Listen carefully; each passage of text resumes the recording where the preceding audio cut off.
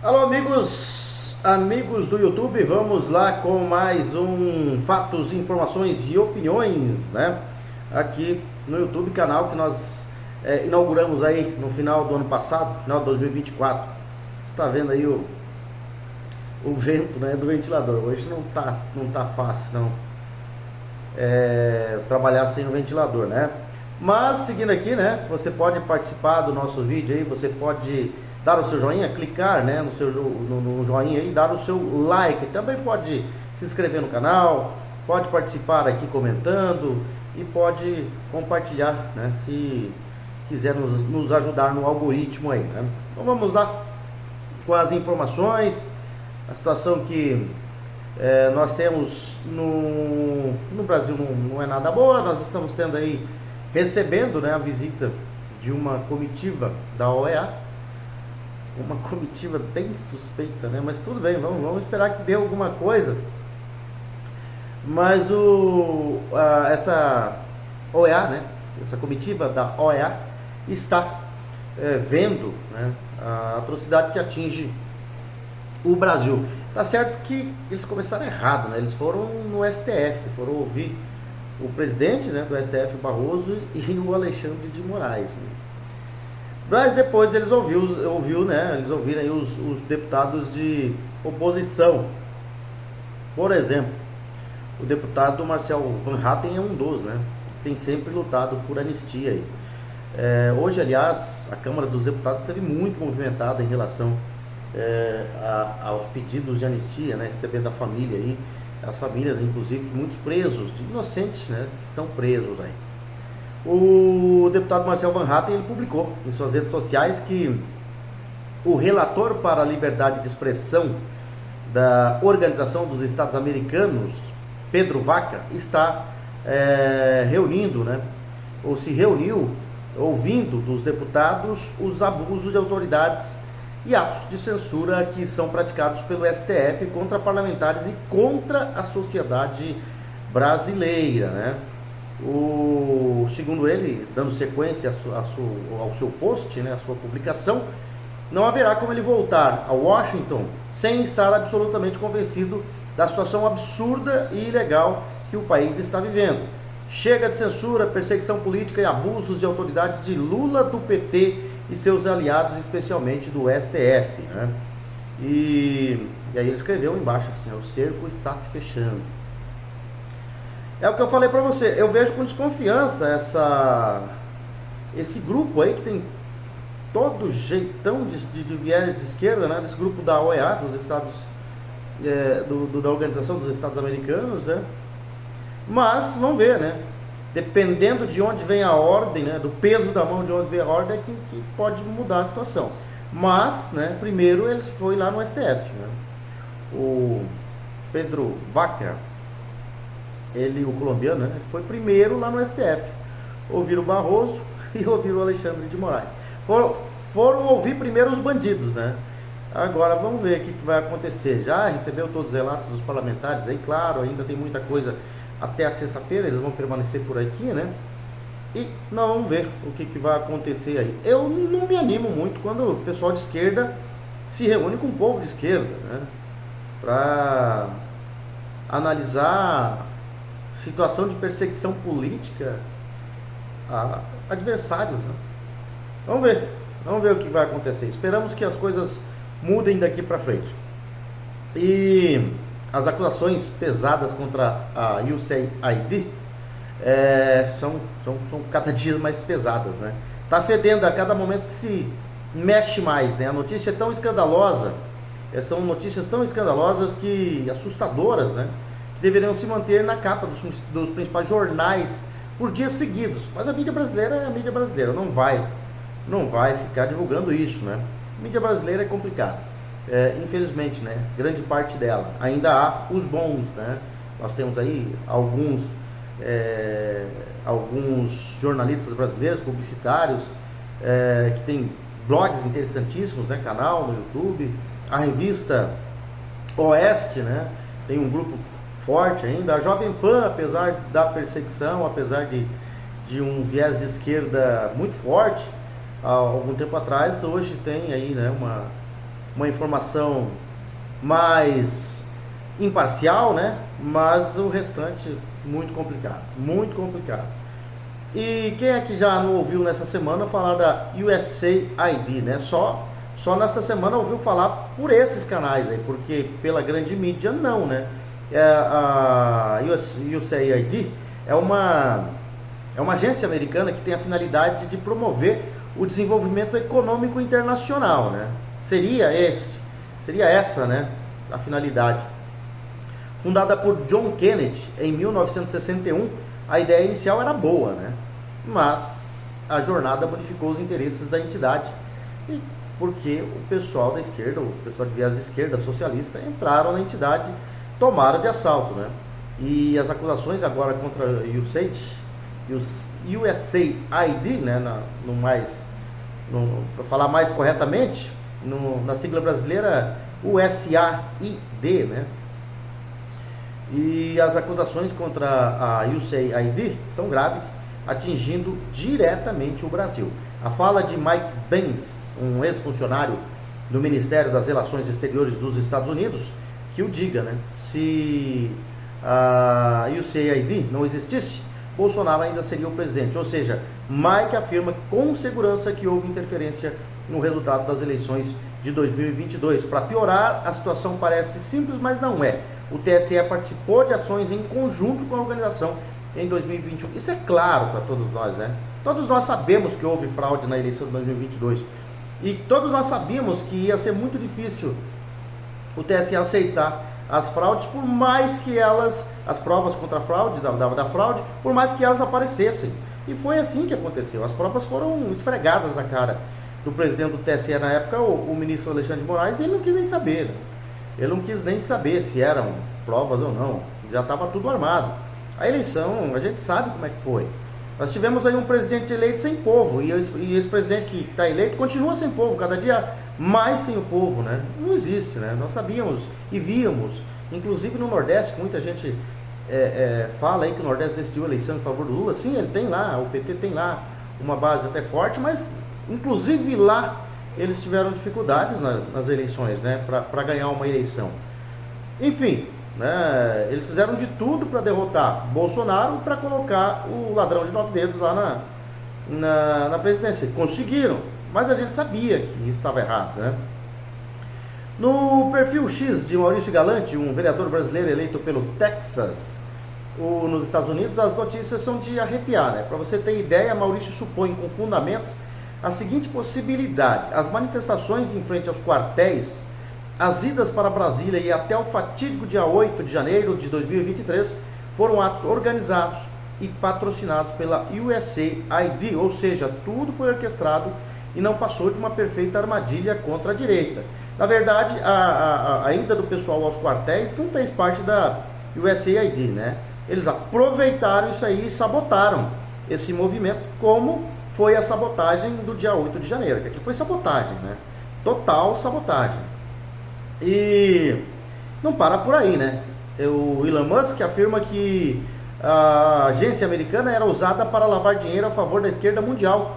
Musk não se intimidou e diz mais, né? Que a agência é uma organização criminosa e ninho de vermes. Isso declarou o Elon Musk, né? Diz que a USAID é uma organização criminosa e ninho de vermes. Nesse aspecto, não é de se estranhar a severidade com que Donald Trump está agindo contra a organização. Dos 10 mil funcionários, apenas 611 estão mantidos, né? E por enquanto são anunciados que serão mantidos, podendo aí ter outras situações aí de dispensas também. E Trump foi claro sobre o que pensa da USAID. Ele diz que é administrada por um bando de lunáticos radicais. Essas notícias bombásticas e catastróficas parecem simples para a mídia brasileira.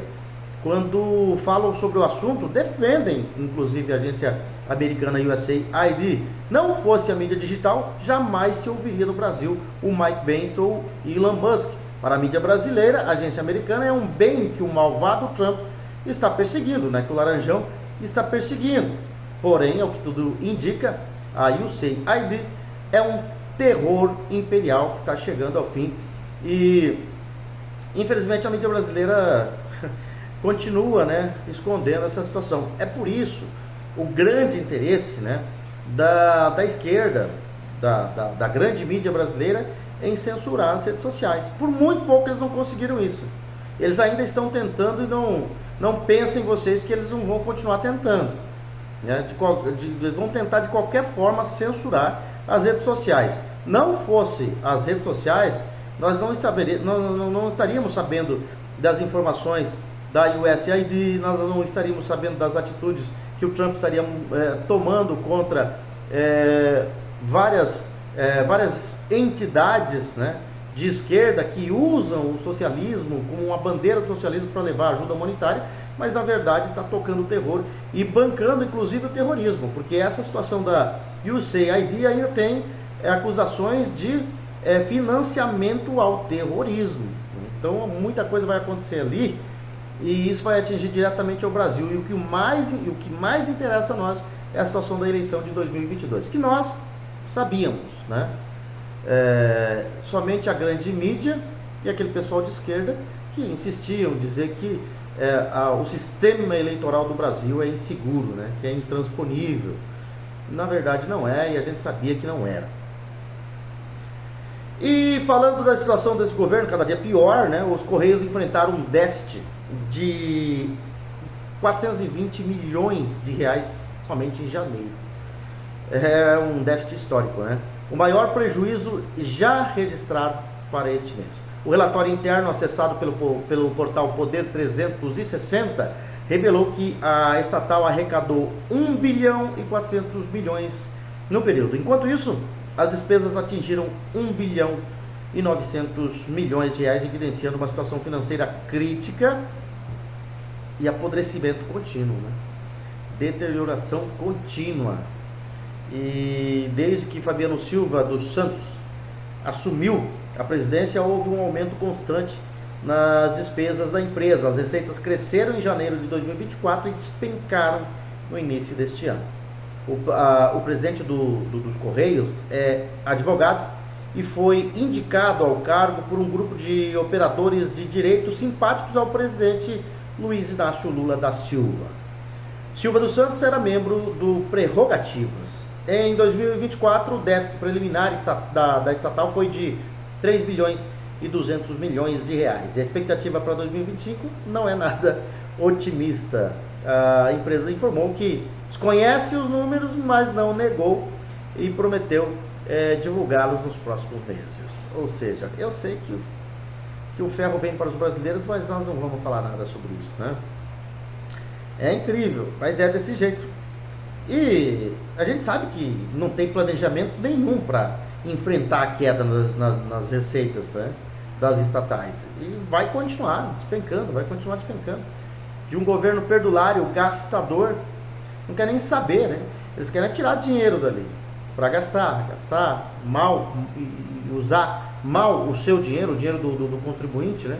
É o que eles querem. Arrecadar e as estatais que se danem, o povo que se dane. Enquanto isso, né, a população, aquela mais pobre, está aí nos mercados fazendo filas para pegar o lixo do mercado, porque não tem como entrar nas gôndolas, que a miséria começou a bater na porta, né, das famílias aí. E aí, um pai de família desesperado, sem emprego, sem perspectiva de mudanças, não tem o que fazer. Vai para o lixão dos supermercados tentar levar comida para casa, porque a coisa está ficando feia aqui no Brasil. Mais do que feia, já está feia, né? Ela está ficando, nós estamos ficando em situação de miséria no país. O pessoal acha que é exagero, aquele que pensa que é exagero, é porque não tem, né, a dificuldade financeira. Quem passa pela dificuldade financeira sabe do quanto a situação está muito ruim no Brasil. Enquanto isso, o nosso presidente, o Lula, vira notícia internacional. Mas o motivo da notícia internacional não é nada boa, né? Lula conseguiu aparecer no noticiário internacional, mas por um motivo degradante, como vem acontecendo já desde que ele assumiu a presidência no dia 1º de janeiro de 2023. A Fox News, por exemplo, foi impiedosa com a seguinte manchete: presidente socialista do Brasil pede aos cidadãos que não comprem itens caros de supermercado à medida que os preços dos alimentos sobem. Em Lula, o Lula, de novo, né, em se tratando do Lula, não tenho o que dizer, ele é novamente uma piada internacional, no que disse, né? Aqui ele virou também uma piada, mas agora ele conseguiu, com essa recomendação dele, tá caro não comprar, tá com fome, não come, né? Fome é psicológico. Né? Então, vai dar uma corridinha ali, uma caminhada que a fome passa, né? Toma água, né, para matar a fome, porque e isso que aconteceu depois de ele ter falado isso virou piada também a nível internacional. E para piorar a situação aqui, tem coisas que vão atingir o Brasil das medidas do governo Trump, né? Uma dessas coisas, e o presidente dos Estados Unidos cumpriu ontem, dia 10, a promessa feita no domingo. Ele falou no domingo e já cumpriu na segunda-feira, né? O seu governo vai passar a taxar 25% de todas as importações norte-americanas de aço e alumínio. A decisão do Donald Trump afeta diretamente ao Brasil, que é atualmente um dos principais fornecedores de aço para os Estados Unidos. A ordem executiva foi assinada no fim da tarde de ontem, e desde quando assumiu a Casa Branca, em 20 de janeiro de 2025, deste ano, o Trump tem feito ameaças tarifárias como estratégia para proteger os interesses dos Estados Unidos. Até o momento, haviam sido anunciadas taxações para as importações de produtos do México, Canadá e China. O presidente do México e do Canadá buscaram entendimentos depois disso, buscaram entendimento, né? Acordos. Peraí, não é bem assim, não vamos brigar não, né? E eles foram lá, buscaram entendimento e temporariamente as tarifas foram suspensas pelos Estados Unidos, né? De acordo com Trump, a medida vai atingir importações de metal de todos os países, inclusive de antigos aliados. Qualquer aço que entrar nos Estados Unidos, segundo Trump, terá uma tarifa de 25%. E o Brasil é o terceiro maior fornecedor de aço para os Estados Unidos, ficando atrás apenas do Canadá e México. Vamos lá com a parte esportiva do nosso Fatos, Informações e Opiniões com Ed Moreno, aqui no YouTube. Lembrando para você, colabore aí com o algoritmo, né? Colabore com a nossa visualização, participe clicando aí no joinha para que a gente possa ter mais visualizações aqui e levar as informações do Fatos, Informações e Opiniões de Ed Moreno. Vamos lá falar de Campeonato Paulista, porque nós tivemos um jogo ontem da primeira rodada que não foi realizado porque o São Paulo estava em preparação nos Estados Unidos, né? E acabou não podendo jogar a primeira rodada do Campeonato Paulista. Partida realizada ontem, a torcida do São Paulo não está nada contente com o tricolor, né? Porque ontem empatou em 0-0 com a Inter de Limeira, jogando com um jogador a mais boa parte do jogo. Perdeu no fim de semana para o Bragantino, também com um jogador a mais. A situação não está muito boa para o São Paulo não, que deu a impressão aí numa parte do campeonato que decolaria, mas não deu muito certo não, né? E hoje, depois desse empate do São Paulo, já está com 8 jogos, né? Só o Corinthians tem um jogo a mais, que seria o jogo da quarta-feira que vem, que seria o jogo da... aliás, da quarta-feira que vem, dia 19, né? Porque amanhã o Corinthians joga contra o Santos, um clássico. No dia 19, o jogo contra o Novo Horizontino já foi antecipado e o Corinthians fez. O restante dos outros times estão com 8 jogos. Hoje começa a 9ª rodada com o Botafogo jogando no Santa Cruz contra o Bragantino. Amanhã nós temos no Alfredo Castilho, em Bauru, Noroeste e São Bernardo, às 18h30. No mesmo horário, no Maião, em Mirassol, tem Mirassol e Ponte Preta. No mesmo horário, no Distrital de Inamar, em Diadema, Água Santa e Portuguesa. Às 20h30, o clássico na Neoquímica Arena, Corinthians e Santos. O Corinthians não jogou ainda bem um clássico, para dizer assim, né? Mostrou que veio. O Corinthians jogou, embora os dois jogos, né, o gramado estava bastante prejudicado e os dois o Corinthians não se apresentou bem. Nem contra o São Paulo, quando perdeu por 3-1, e nem contra o Palmeiras, quando empatou em 1-1. E amanhã vai fazer mais um clássico. Na teoria, o mais fraco dos clássicos, né, contra o Santos, que não vem fazendo lá uma boa campanha. No Brinco de Ouro, na quinta-feira, tem Guarani e Novo Horizontino, 18h30. No mesmo horário, no Major Levi Sobrinho, em Limeira, tem Inter de Limeira e Palmeiras. Na quinta também, no Mané Garrincha, em Brasília, tem São Paulo e Velo Clube. O Corinthians lidera o campeonato todo, né? Tem a melhor campanha. No grupo A, o Corinthians tem 22 pontos, um jogo a mais, né? O Mirassol tem 16, é o segundo. O terceiro, Botafogo com 7. Inter de Limeira, o quarto com 6. Nem Botafogo, nem Inter alcança mais o Corinthians, por isso o Corinthians já está classificado para as quartas de final. Agora vai tentar se classificar com a melhor campanha para ter a vantagem de mandar os jogos em casa na fase de mata-mata. No grupo B, o líder é o Guarani, 10 pontos, seguido pela Portuguesa, 9 pontos. O terceiro é o Santos, com 9 pontos. O quarto, o Bragantino, com 8. No grupo C, o São Paulo lidera, 14 pontos. O Novo Horizontino é o segundo, com 11. O Noroeste é o terceiro, com 7. E o Água Santa é o quarto, com 5. No grupo D, o São Bernardo lidera com 16 pontos. A Ponte Preta, segundo, com 15. Terceiro, Palmeiras, com 13. Quarto, Velo Clube, com 5. Campeonato Taça Guanabara, né? Primeira fase do Campeonato Carioca, completa a 7ª rodada amanhã, né? Com Flamengo e Botafogo, clássico Flamengo e Botafogo. Volta Redonda lidera a Taça Guanabara com 17 pontos. Flamengo está com 14, pode ir aos 17 se vencer o Botafogo amanhã. O Vasco é o terceiro com 14, quarto Sampaio Correia com 13. Quinto, Nova Iguaçu, 13. Sexto, Botafogo, 12. Sétimo, Maricá, 12. Oitavo, Madureira, 12. Nono, Fluminense, 11. Décimo, Boa Vista, 10. 11º, Portuguesa, 7. 12º, Bangu, que tem 4 pontos aí no campeonato. No Campeonato Gaúcho, os jogos nesse meio de semana já pela penúltima rodada, né, da primeira fase. Hoje, na Arena do Grêmio, tem Grêmio e Pelotas. Amanhã, no Estrela d'Alva, o Guarani de Bagé joga contra o Caxias. Lá em Santa Cruz do Sul, a Avenida joga contra o Juventude às 18h30.